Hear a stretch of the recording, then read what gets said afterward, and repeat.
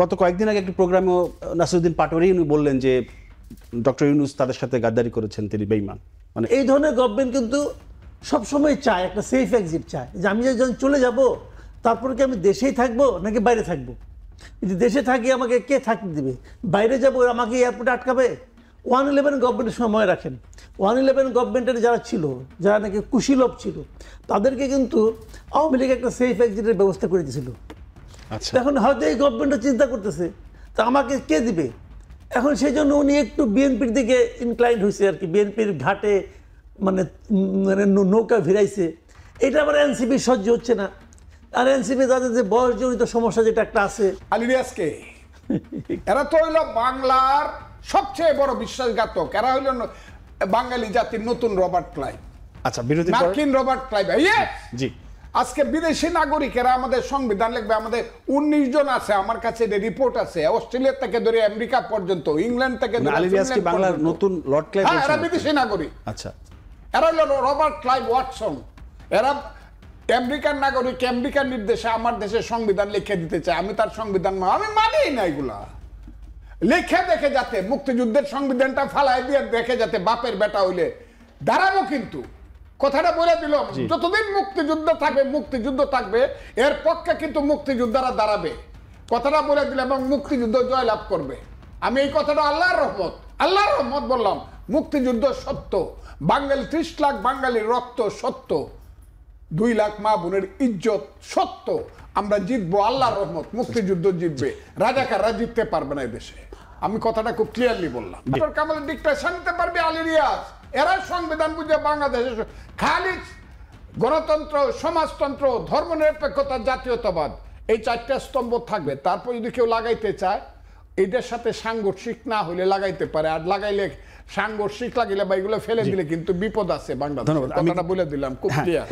বাংলাদেশের আজকের দিনে প্রিন্সিপাল কন্ট্রাডিকশন কি? 47 সনের প্রিন্সিপাল কন্ট্রাডিকশন ছিল মুসলমানদের একটা দেশ পাকিস্তান হবে কি হবে না।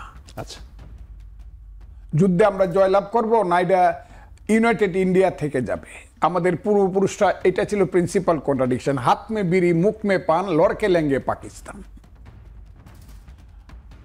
71 সনে আমাদের প্রধান কন্ট্রাডিকশন ছিল যে মুক্তিযুদ্ধ জয়লাভ করবে, বাঙালির একটা জাতিরাষ্ট্র হবে, 1000 বছর পরে স্বাধীন রাষ্ট্র হবে, নাকি এটা আবার পূর্ব পাকিস্তানি থেকে যাবে।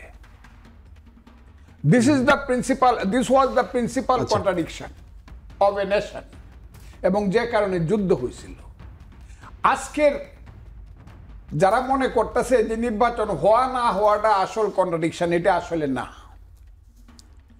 আসল কন্ট্রাডিকশন হলো যারা 5ই আগস্ট ঘটাইছে এরা বহুরূপী। আমি আবারও বলছি, এরা বহুরূপী। এদের ভিতরে এক কথা ছিল, বাহিরে এক কথা। এক সময় প্রমাণিত হবে যে এদের মধ্যে অনেকেই ছিল যাদেরকে মুনাফেক বললেও কম বলা হবে। তারা কিন্তু মুক্তিযুদ্ধের গান বাজাইছে পিছন দিকে, পূর্ব দিগন্তে সূর্য উঠেছে রক্তলাল, অথবা তীরহারাই ঢেউয়ের সাগর পাড়ি দেবরে একটি ফুলকে বাঁচাবো বলে যুদ্ধ করি। এবং এই যে বাংলাদেশে সবচেয়ে খারাপ মানুষটা খারাপ কাজ করে গেছে, তার কথাও বাজাইছে। এবারের সংগ্রাম আমাদের মুক্তির সংগ্রাম, এইগুলো বাজাইছে। মানুষ এইটা নিয়ে কোনো যে এই দেশ পাকিস্তান হবো না ইন্ডিয়া হবে না বাংলাদেশ থাকবে, এইটা নিয়ে কোনো চিন্তাই করে না। চিন্তা ছিল তো মানুষের একটা, এই যে এরা বাটপাররা স্লোগান দিছিল, আমি আজকে বললাম কথাটা, স্লোগান দিছিল 1 দফা 1 দাবি, শেখ হাসিনা কবে যাবি। এইটাই একমাত্র স্লোগান। আমি যে কারণে কথা বলছি, আমি আজকেও চ্যালেঞ্জ করছি, ওরা 5000, আমি আগে 500 বলছিলাম, এখন বলি 5000-এ মিছিল করে যে কাজ করছে, আমি 1 বছর টক শো করিয়া, বিশেষ করে টোটাল জুলাই এবং 5ই আগস্ট পর্যন্ত যে টক শো আমি করছি, এই টক শোগুলো ওরা 5000 লোকে মিছিল করে ওই কাজটা করতে পারে না, কিন্তু আমি করছি জীবনের রিস্ক নিয়ে। আমি আমার স্ত্রীকে বলছি তুমি বিধবা হবা, আমার সন্তানদেরকে ডাইকে বলছি তোমরা একজন ব্যারিস্টার হইছো, আরেকজন এমএতে পাস করছো, তোমরা কিন্তু এতিম হইবা, মাকে নিয়ে থাকবা, আমি কিন্তু মারা যাব। কিন্তু আমি শেখ হাসিনা সরকারের উৎখাত চাই। মানে এইরকমটা কেন মনে হচ্ছিল? আপনি মারা যাবেন কেন?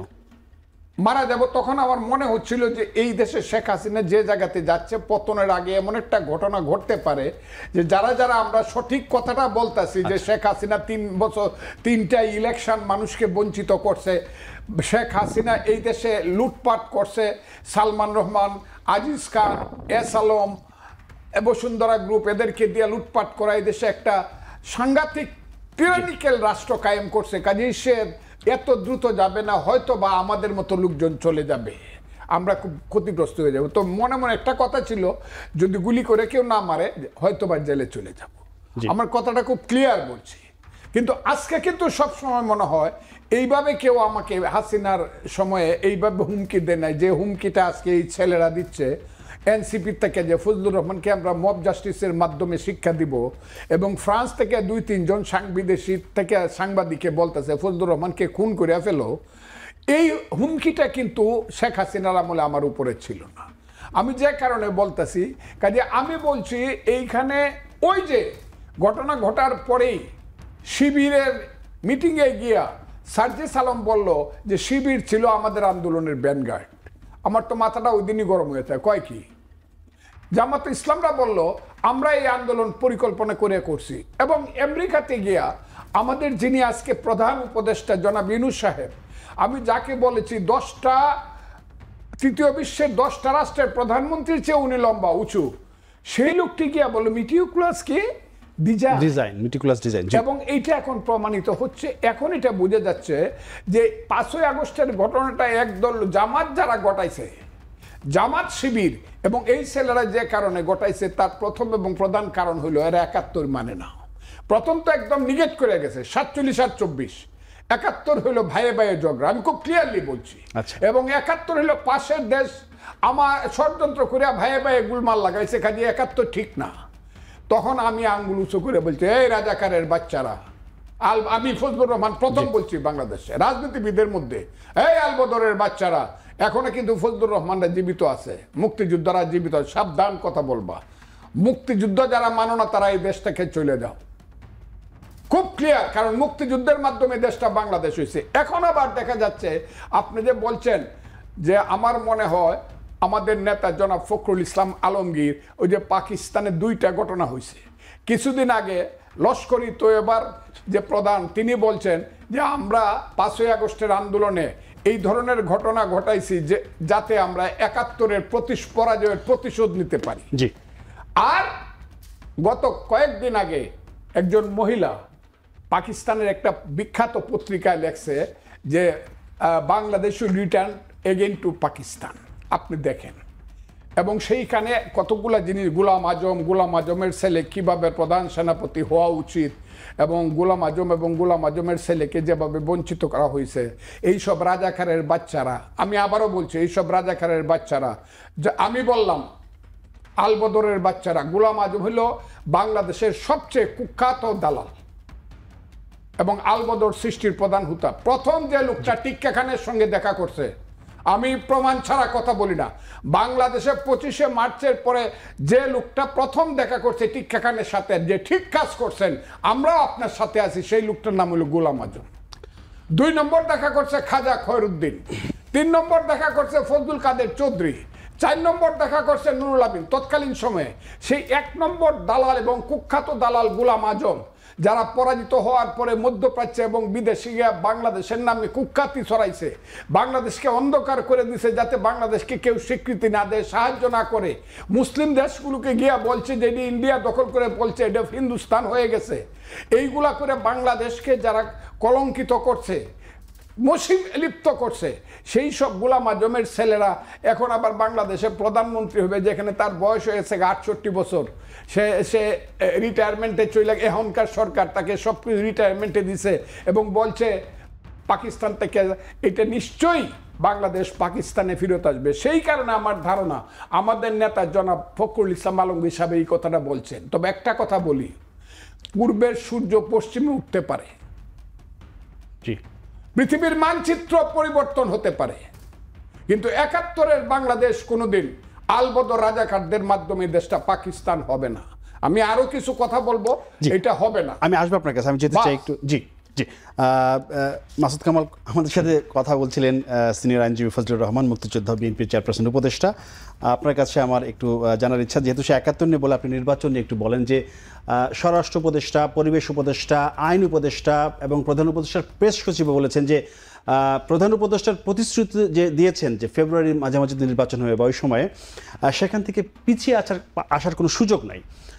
কিন্তু এনসিপি ওনারা বলছেন যে ফেব্রুয়ারিতে নির্বাচন হবে না, এবং গত কয়েকদিন আগে একটি প্রোগ্রামেও নাসিরুদ্দিন পাটোয়ারি উনি বললেন যে ডক্টর ইউনূস তাদের সাথে গাদ্দারি করেছেন, তিনি বেঈমান। মানে বিষয়টা কেমন? না, একটা জিনিস কি আমি বলি আপনাকে, প্রধান উপদেষ্টা কিন্তু এই প্রথমবার গত 5 তারিখে বললেন, জাতির উদ্দেশ্যেই বলছেন যে নির্বাচন ফেব্রুয়ারিতে হবে। তারপরে ওনার অফিস থেকে নির্বাচন কমিশনকে চিঠি দেওয়া হয়েছে। জি, নির্বাচন কমিশনও তাদের কাজকর্ম করছে, তারা বলছে এই সপ্তাহের মধ্যে তারা নির্বাচনের রোডম্যাপ ঘোষণা করবে। তো নির্বাচন ফেব্রুয়ারিতে হবে, এর মানে এটাকে সাপোর্ট করার জন্য যা যা ঘটনা ঘটা দরকার সবই কিন্তু একের পর এক ঘটতেছে। কিন্তু তারপরেও দেখেন মানুষের মধ্যে কিন্তু একটা চিন্তা, একটা প্রশ্ন কিন্তু রয়েই গেছে। আমি জানি না আপনার অভিজ্ঞতা আছে কিনা, আমার সঙ্গে যখন কারো দেখা হয় তারা প্রথমে জিজ্ঞাসা করে, ভাই নির্বাচন কি আসলেই হবে? না, এই অভিজ্ঞতা আছে আমার। জি, আপনার আছে। তাহলে এখন কথা হলো, ডক্টর ইউনূসের মতো ব্যক্তি উনি জাতির উদ্দেশ্যে বলেছেন, কিন্তু এটা তো এমন না যে ওয়ান টু ওয়ান আলাপ করতে বলছেন। জাতির উদ্দেশ্যে উনি একটা ভাষণ দিয়েছেন, তারপরেও মানুষ তার উপর আস্থা রাখতে পারছে না কেন? আপনি এই পয়েন্টটা খেলে ভাবেন একবার। তার মানে উনি গত 1 বছরে এমন কিছু করেছেন, এমন কিছু দেখিয়েছেন যে ওনার মুখের কথাও এখন মানুষ বিশ্বাস করে না। নাহলে তো মানুষ এই প্রশ্নটা করতো না। আচ্ছা, এই প্রশ্নটা কেন করছে? এখন ডক্টর ইউনূসকে ভাবতে হবে যে আমি কি করেছি, আমি কি এমন কাজ করলাম যে আমার কথা মানুষ বিশ্বাস করে না। কে এখন কি করলে বিশ্বাস করবে? এই প্রশ্নটা কিন্তু আসতেছে এখন। দেখেন এনসিপি কেন ওনাকে গাদ্দার বলতেছে, এনসিপি কেন ওনার সম্পর্কে এমন সব শব্দ ব্যবহার করছে, যে শব্দগুলো ব্যবহার করাটা আমি ভাবতেই পারি না, করছে তো সেটাই। জি, এর কারণটাও কি? এর কারণটা খুব সহজ, কিন্তু যে উনি এনসিপির উপর আস্থা রাখছিলেন যে এনসিপি হয়তো ওনাকে একটা জায়গায় নিয়ে যাবে। এনসিপি তো ওনারই দল, উনিই বলছেন বিভিন্ন জায়গায় ইন্টারভিউতে সরাসরি বলছেন যে উনি এদেরকে বলছেন একটা পলিটিক্যাল পার্টি করতে। এরা একটা পলিটিক্যাল পার্টি করছে, করার পর এখন এনসিপির যে ইমেজ, এই ইমেজের কারণে উনি এখন আতঙ্কিত বোধ করছেন ডক্টর ইউনূস নিজে, যে এরা তো আমাকে আপনার একটা সেফ এক্সিটের ব্যবস্থা করে দিতে পারবে না। এটা উনি বুঝতে পেরেছেন, বুঝে উনি এনসিপির উপর যে মাথায় ওনার হাতটা ছিল, হাতটাকে সরাই নিছেন। তো এনসিপি হাত সরাই নেওয়াতে এনসিপি খুব মানে হয়ে গেছে, তার পাজলড হয়ে গেছে যে একদিন তো আমি ওনার সাপোর্ট পাইছি গভর্নমেন্ট।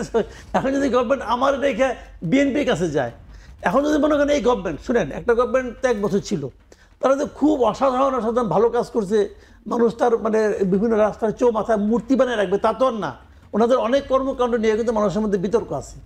তো এই ধরনের গভর্নমেন্ট কিন্তু সবসময় চায় একটা সেফ এক্সিট, চায় যে আমি যখন চলে যাব তারপরে কি আমি দেশেই থাকবো নাকি বাইরে থাকবো।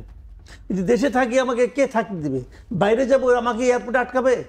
111 গভর্নমেন্টের সময় রাখেন, 111 গভর্নমেন্টের যারা ছিল, যারা নাকি কুশীলভ ছিল, তাদেরকে কিন্তু আওয়ামী লীগ একটা সেফ এক্সিটের ব্যবস্থা করে দিয়েছিল। আচ্ছা, এখন হয়তো এই গভর্নমেন্টও চিন্তা করতেছে তা আমাকে কে দিবে।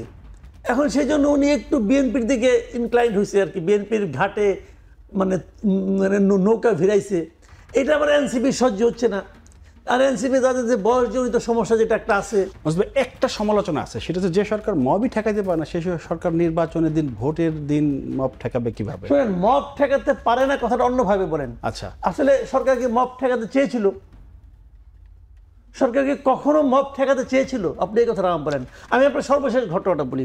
এই 32 মে যেদিন ভাঙলো আগের বার, আচ্ছা, 32 মে ফেরানোর জন্য কি সরকার চেষ্টা করছিল? কয় নাই তো। মবে বাংলাদেশে মব আগে 5 থেকে 8 আগস্ট ওই সময় কথা বাদ রাখেন, এরপরে তো আপনার সংগঠিত মব তো শুরু হলো 32 নম্বর ভাঙা দিয়া। সরকার মব ফেরানোর চেষ্টা করে নাই। এবং সর্বশেষ এবার 15 আগস্ট যে ঘটনাগুলো ঘটলো, একজন রিক্সাওয়ালাগুলো ফুল দিয়ে তাকে ধরে পিটাইলেন, একজন মহিলাকে ধরে আপনারা বেজ্জতি করলেন, অনেক কিছু করলেন। সরকারকে ফেরানোর চেষ্টা করছে। আচ্ছা, রিক্সাওয়ালার কথা ধরেন, রিক্সাওয়ালা একজনকে ফুল দিতে গেছে, উনি তো কোনো পলিটিক্যাল ওয়ার্কার না, পলিটিক্যাল পার্টির লিডার না, উনি কি আওয়ামী লীগের বর্তমান সভাপতি? তা তো না, কিছুই না। উনি একজন রিক্সা চালক। উনি একটা ফুল নিয়ে গেছেন, উনাকে ওখানকার লোকজন ধরে মানে মব আক্রান্ত হলো, সে তাকে ধরে চট থাপড় মারলো, গণপিটুনি দিল।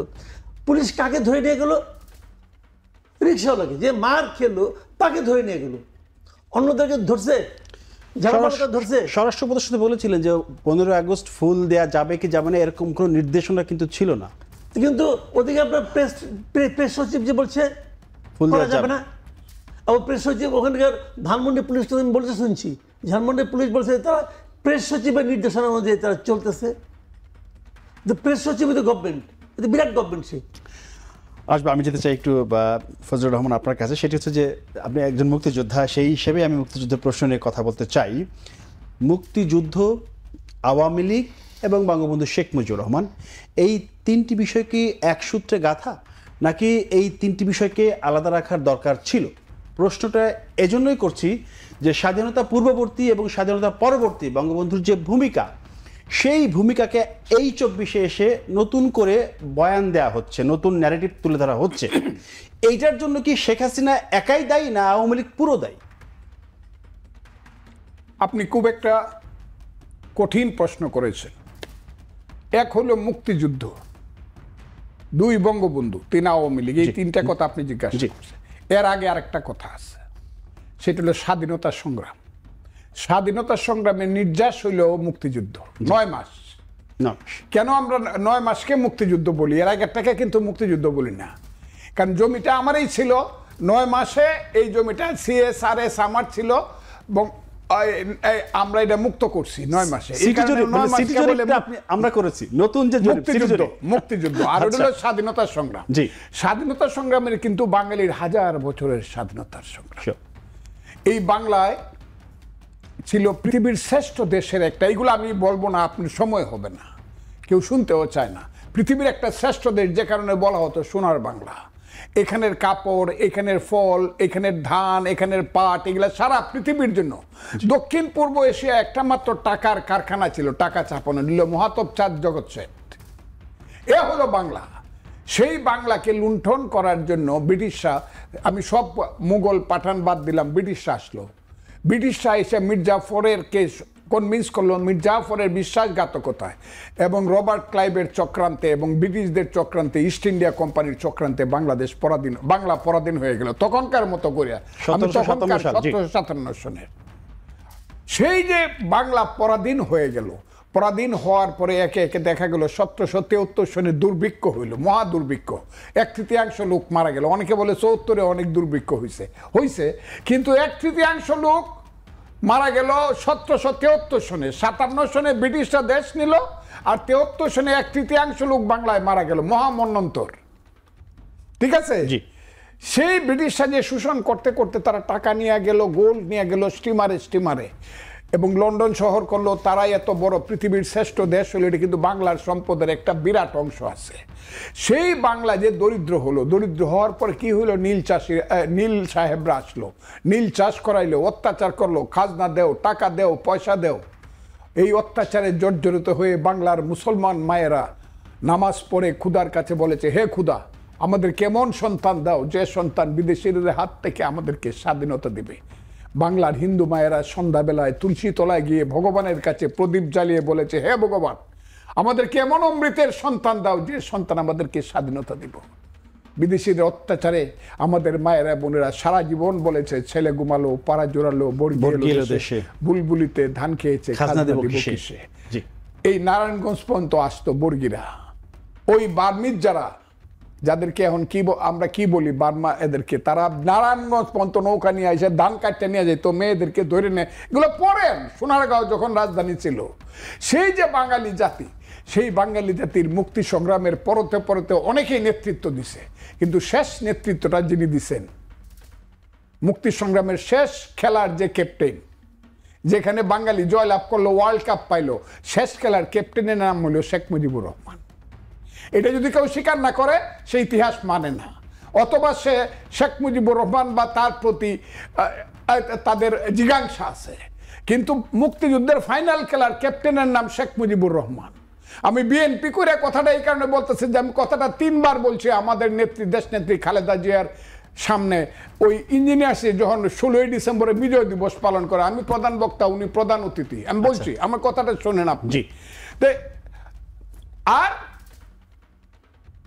রাজনৈতিক নেতাদের মধ্যে মৌলানা ভাসানী, তারও আগে শেরে বাংলাকে ফজলুল হক হুসেন শহীদ, কিন্তু মৌলানা ভাসানী ডাইরেক্ট মুক্তিযুদ্ধের নেতাদের একজন, এমনকি বঙ্গবন্ধুর মাথার উপরে থেকে 57 সন থেকে এই কথাটা বইলা, কিন্তু লিডার ছিল পরবর্তী বঙ্গবন্ধু। আর যখন মুক্তিযুদ্ধ শুরু হইল তখন সেনাবাহিনী প্রথম দিন বাংলার সেনাবাহিনী যুদ্ধ শুরু করলো। ওই পিলখানাতে বলেন আর রাজারবাগে বলেন আর জিয়াউর রহমানের সেই 27শে মার্চ I Major Zia do hereby declare the independence বলেন on behalf of our great leader Bangabandhu Sheikh Mujibur Rahman, সেই খালেদ মুশারফের মেজর হায়দারের ইতিহাস। আমি আজকে বাঙালি জাতিকে বলবো, হে বাঙালি জাতি ঘুমায় থাকো কেন, পরাধীন হয়ে যাবা। আমি বলবো, হে বাঙালি জাতি তোমাদেরকে আমি হাত জোর করে অনুরোধ করি, ঘুম থেকে উঠিয়া ফজরের যখন আসসালাতু খায়রুম মিনান নাওম আযান পড়বে তখন তুমি নামাজে যাও, কোরআন শরীফ পড়ো, তারপরে ঘরের মধ্যে মুক্তিযুদ্ধের গানটা বাজাও। তীরহারা এই ঢেউর সাগর পাড়ি দিব রে, পথের ক্লান্তি ভুলে স্নেহ বরা কোলে তবু মা গো, বলো কবে শীতল হব, কত দূর আর কত দূর বলো মা, বাংলার সন্তান চলো সমানে সমান। আমি কালকে মেজর হায়দার বীরুত্তম যে 35,000 মুক্তিযোদ্ধা তৈরি করেছিল ঢাকা সহ কুমিল্লা সহ সমস্ত এলাকাতে, যে সবচেয়ে বড় লিড করেছে খালেদ মুশারফের নেতৃত্বে, মেজর হায়দারের সেই দুর্ভাগ্যজনক ইতিহাস পড়ে আমার চোখের পানি আসতেছে। আমি সবাইকে বলবো, বাংলাদেশে যত মুক্তিযুদ্ধের বই যে এলাকাতে হয়েছে আবার পড়েন আপনারা। আর আজকের প্রজন্মকে আমি, হে বাবারা, হে আমার ছেলেরা নাতিরা, তোমরা মুক্তিযুদ্ধের বই পড়ে দেখো। এত বড় ইতিহাস শুধু বাঙালি জাতি না, পৃথিবীর কোন জাতির ইতিহাসে 9 মাসে এত যুদ্ধ এত রক্ত কোনোদিন হয় নাই যেটা মুক্তিযুদ্ধ হয়েছে। এখন এই আলবদর রাজাকারের বাচ্চারা বলবে দেশে কিছুই হয় নাই, আর আমরা বলবো হা হা হা আলবদর রাজাকারের বাচ্চাদের স্লোগান দিব। নো, এই দেশে মুক্তিযুদ্ধ থাকতে হবে, 71 থাকতে হবে এবং থাকবে ইনশাল্লাহ। আমি কথাটা এটা বলছি।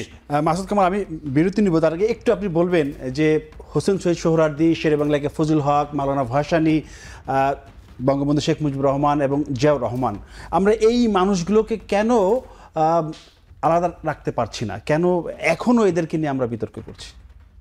ছোট করে চাই বলে সবার একটা ধান্দা আছে রে ভাই। সবাই কিন্তু যার যার জায়গায়, যার যার যোগ্যতায়, যার যার কাজের মাধ্যমে তারা কিন্তু আমাদের এই দেশের ইতিহাসে তাদের নাম আছে। কিন্তু একজনের সঙ্গে একজনের নাম বললে, আপনি যখন একজনকে প্রশংসা করবেন তখনই আরেকজনের নাম আনতে হবে কেন?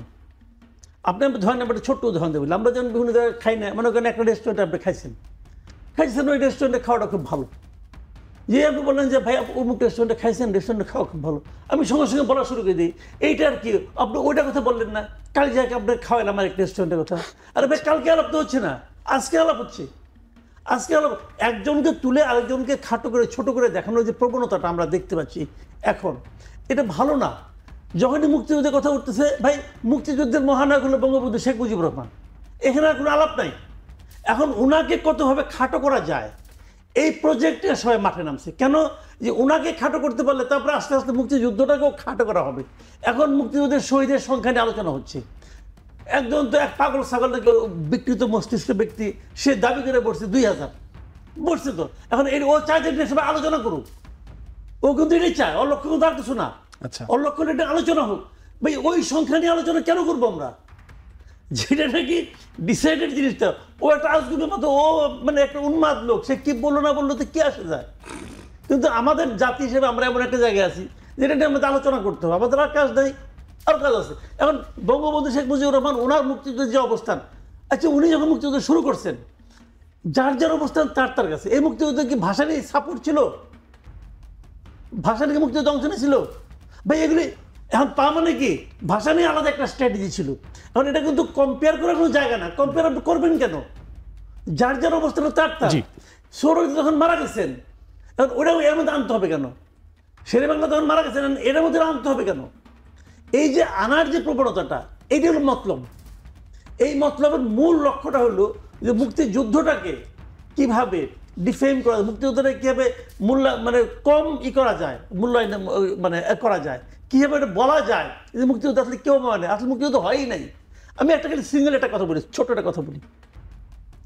ওই যে প্রথম যখন ওই উন্মাদ বললো না যে 2000 লোক মারা গেছে, এটা শোনার পরে একজন আমাকে বলতেছে যে 90,000 পাকিস্তানি মিলা মাত্র 2,000 বাঙালিকে মারলো। তো ওদের তো ওই সময় ওদের যে বিভিন্ন গাড়ি টাড়ি চলছে, ওদের পেট্রোলের খরচ ওদের মধ্যে ওঠে নাই। কারণ উল্টা ওরা দাবি করতে পারে যে আমরা তো আসলে আমাদের তোমরা ক্ষতিপূরণ দাও, এত টাকা খরচ করে 9 মাস তোমাদের এখানে থাকলাম, মাত্র 2,000 মারলাম। তো এগুলি হলো ফাইজলামি, বুঝলেন? নতুন যে কিছু পাওয়ার কথা ছিল সেই নতুন কিছু কেন পাচ্ছি না, বা নতুন যা পাওয়ার কথা ছিল সেটা কেন পেলাম না? আমি আপনাকে বলি, আমি বলে গেছি যে 5ই আগস্টের ভিতরে একটা ঘটনা আছে। 5ই আগস্ট দূর থেকে যে লাখ লাখ মানুষ আসছে, তারা যে কারণে আসছে, যে চিন্তায়, আর 5ই আগস্টকে পুঁজি করে এখন যেদিকে নিয়ে যাওয়া হচ্ছে, এই দুইটার মধ্যে মারাত্মক ডিফারেন্স। এটার মধ্যে একটা মারাত্মক মুনাফিকি আছে, কথাটা তো আমি বলেই গেলাম। এই মুনাফিকির কারণে এই ছেলেরা সরি তারা সফল হতে পারবে না এবং পারতেছে না। তা না হলে আমি অনেক দোয়া করছি ছেলেরা সফল হোক, কিন্তু এখন দেখা গেল যে না, they are not real Sirajuddaula ও real Fidel Castro or Che Guevara. এরা হলো অভিনেতা। যেমন সিরাজউদ্দৌলা সিনেমার অভিনয়ে, সিরাজউদ্দৌলার অভিনয় করছে আনোয়ার হোসেন নামে জামালপুরের একজন বড় অভিনেতা। আমরা তাকেই মনে করছি আসলে হি ইজ নট সিরাজউদ্দৌলা, হি যে অভিনেতা। জামাত এদেরকে দিয়ে অভিনয় করাইছে 5ই আগস্টের আগে আগে ট্রেনিং দিছে। জামাত ছিল প্রযোজক এবং পরিচালক। ওই যে 29 মিলিয়ন ডলার এই প্রযোজক এবং পরিচালকেরা বছরের পর বছর এই সিনেমাটা বানাইছে, বানায় এদেরকে ছাড়ছে মাঠে। আমরা সবাই বিমোহিত হয়েছি এবং তার পিছনে হাজারে হাজারে লাখে লাখে গিয়া পড়ছি। তারা জয়ী হয়েছে, কিন্তু জয়ী হইয়া রিয়েলি তাদেরকে দিয়ে যে অভিনয় করেছে, তাদেরকে কিছু টাকা পয়সা দিয়ে তোরা কিছু লুটপাট করে যা গিয়া, আর দেশটা অন্যটা সব আমাদের। সেই জামাত এই কাজটা, জামাত হইলেও দেশের কালো শক্তি। আমি এই কারণে বলি জামাতকে, কিন্তু আমি মুক্তিযোদ্ধা হিসাবে পরবর্তী সময় মনে মনে মাফ করে দিছিলাম, যারা ভালোভাবে চলুক, ভালোভাবে। কিন্তু 5ই আগস্টের পরে দেখলাম এরা ভুলে নাই, ওই যে সাপ যে গর্তের ভিতরে ছিল, সেই গর্তের ভিতর থেকে আইসা আবার ফনা তুলছে। কি যে 54 বছর আগে যে মুক্তিযুদ্ধ হয়েছিল, আর সেই মুক্তিযুদ্ধে যে আমাদের পূর্বপুরুষেরা পরাজিত হয়েছিল, এবং সেই আত্মগ্লানিতে তারা এত বেশি হয়েছিল, তারা এটার প্রতিশোধ নিতে চায়।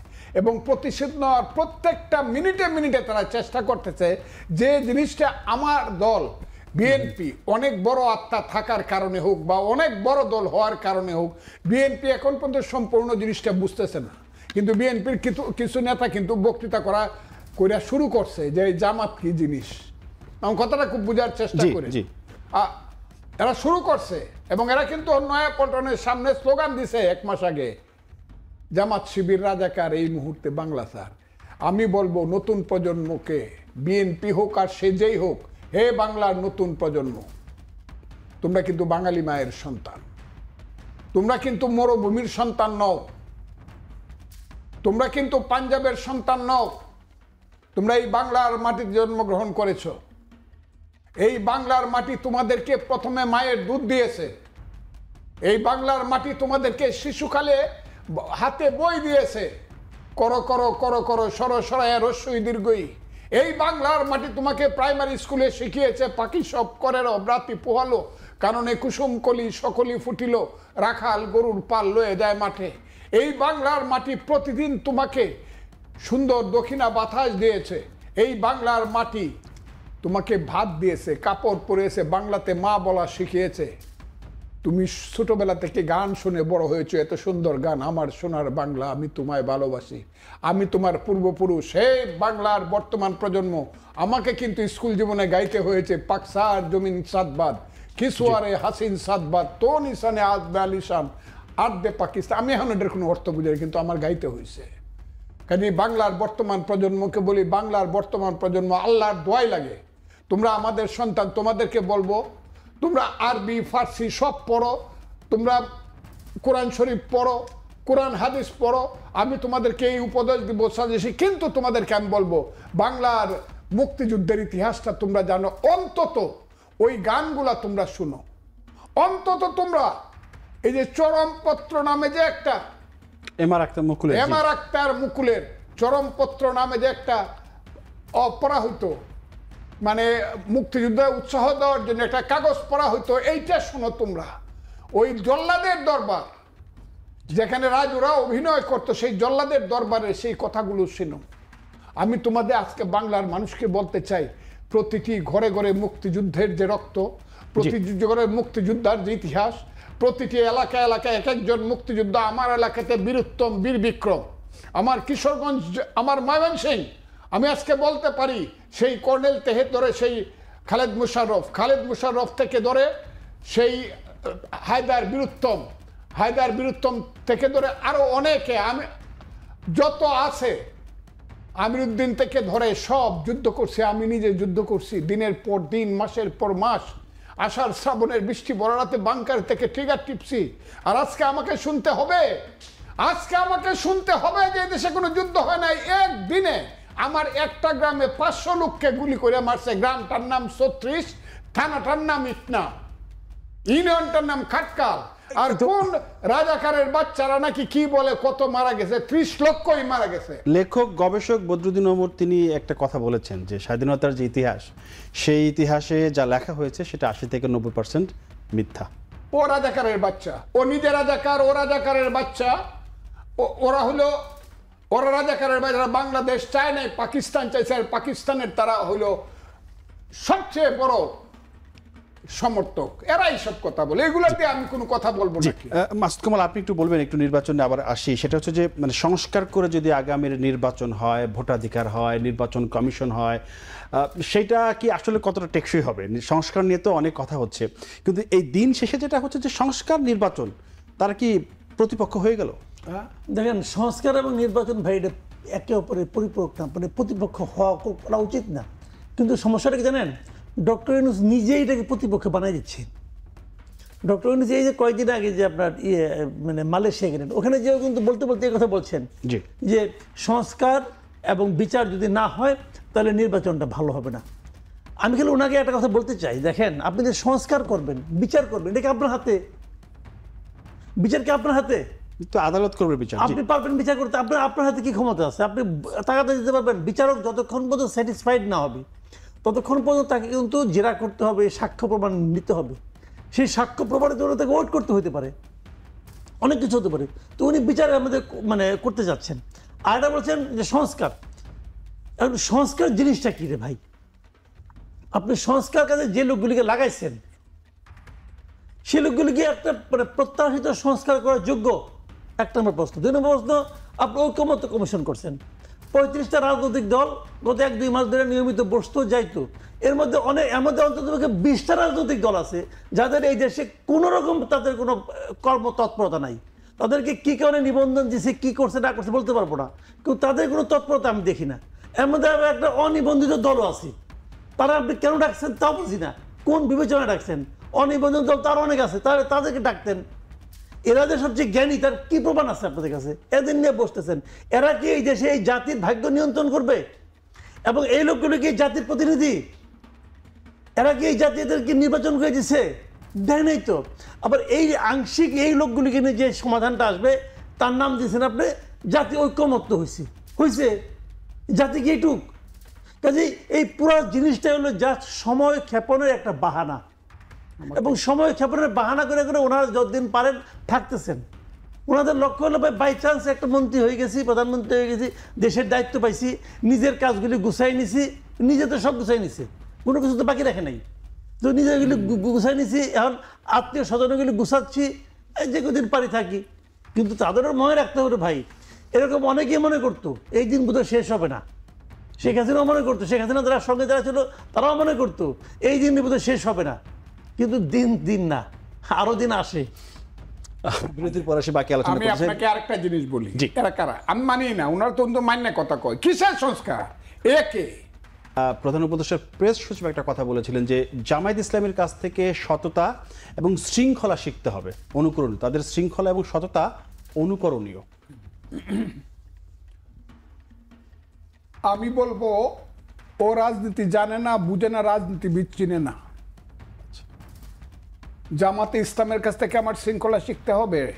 ডাকাইতের দলেরও অনেক শৃঙ্খলা আছে, মকিম গাজীর দলেরও অনেক শৃঙ্খলা ছিল। কাজেই এইটা বড় কথা না, শৃঙ্খলাটা হবে আদর্শিকভাবে একটা দল কি, ফিলোসফিক্যালি কি।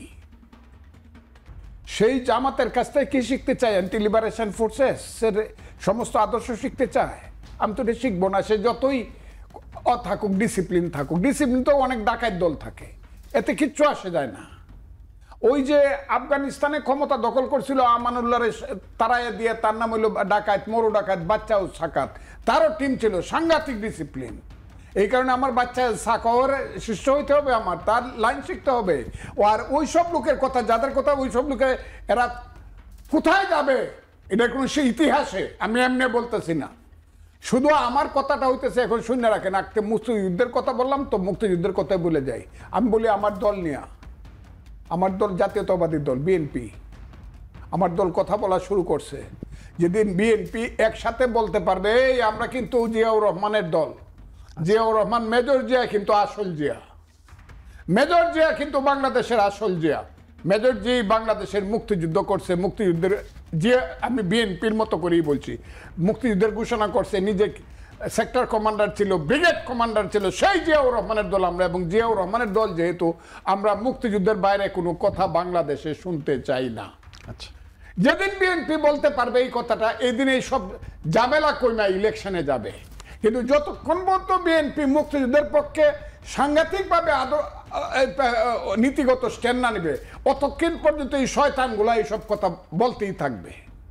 কারণ তারা মনে করবে বিএনপি তো বোধহয় মুক্তিযুদ্ধ সম্পর্কে তাদের কোনো মায়া নাই, দয়া নাই, কিছু নাই, জাহান নামে দেখবো। কাজে আমরা আগে পাকিস্তান বানাইলো, আচ্ছা বিএনপির কিছুদিনের জন্য ইরানের বনি সদরের মতো 1-1.5 বছর লিবারেল পার্টি নেতৃত্ব করবো, লাথি দিয়ে তারা আয়াতুল্লাহ খুমেনির দল, আমরা ক্ষমতায় বসবো না 60 বছরের জন্য।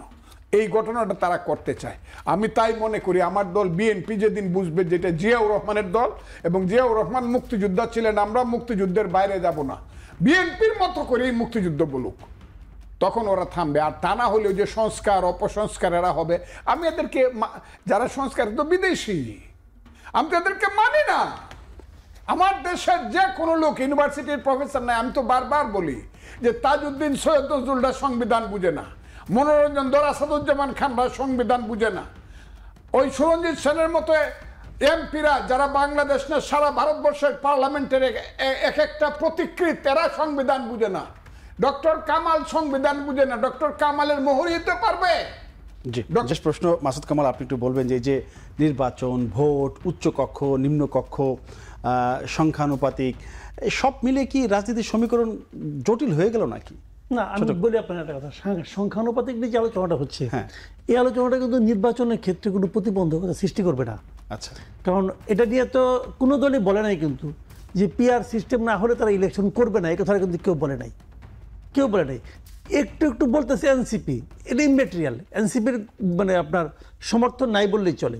জামাত চাচ্ছে, কিন্তু হ্যাঁ, জামায়াত ইসলামী জামাত চাচ্ছে, কিন্তু জামাত এটা বলে নাই যে সংখ্যানুপাতিক না হলে নির্বাচনে যাব না, এটা বলে নাই। কিন্তু জামাত এটা নিয়ে রাজনীতি করতে চায়। ধরেন কালকে ইলেকশনে ডিক্লেয়ার হইলো, পাবলিকের কাছে আপনি যাবেন না, আপনি পাবলিকের কাছে কি নিয়ে যাবেন? একটা কিছু বলতে হবে, তখন বলার জন্য তারা একটা ইস্যু রাখলো, আমরা সংখ্যানুপাতিক চাই, এই আর কিছু না। কিন্তু জামাত এটা হয়তো পরবর্তী নির্বাচনের জন্য চাবে, ইসলামী আন্দোলন হয়তো এগুলি বলবে, কিন্তু সংখ্যানুপাতিক হলে নির্বাচনের ক্ষেত্রে এটা কোনো প্রতিবন্ধকতা নয়। আসলে আসলে নির্বাচনের ক্ষেত্রে প্রতিবন্ধকতা যেটা হবে সেটা হলো এই জুলাই সনদটা। কিন্তু এটার ব্যাপারে বিএনপির যে স্ট্যান্ড, এটা ব্যাপারে আমি সাপোর্ট করি। বিএনপির স্ট্যান্ড হলো জুলাই সনদ কখনোই সংবিধানের উপরে উঠতে পারে না। আচ্ছা, এবং জুলাই সনদকে আদালতে চ্যালেঞ্জ করা যাবে না বলে এরা যেটা বলতেছে, এটাও ঠিক না, এটাও বিএনপি কিন্তু মানতে চাচ্ছে না। এই বিএনপির স্ট্যান্ড তো ঠিক আছে ভাই।